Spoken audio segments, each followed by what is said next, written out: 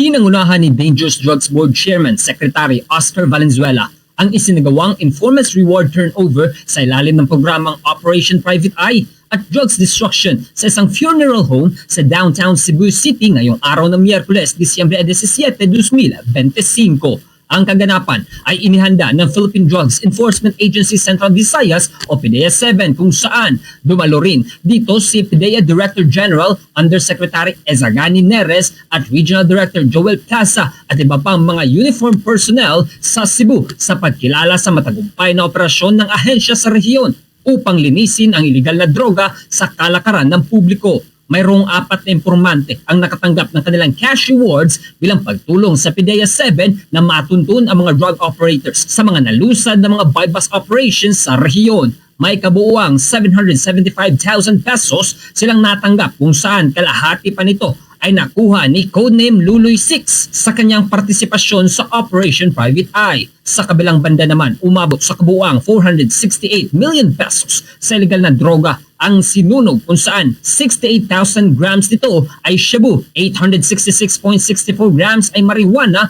at 387 grams sa iba pang mga pinagbabawal na gamot na naabo sa incineration process. Giit ni Dangerous Drugs Board Chairman Secretary Valenzuela na malaking tagumpay nila ito upang mapanatili ang kayusan sa mga komunidad laban sa illegal na droga.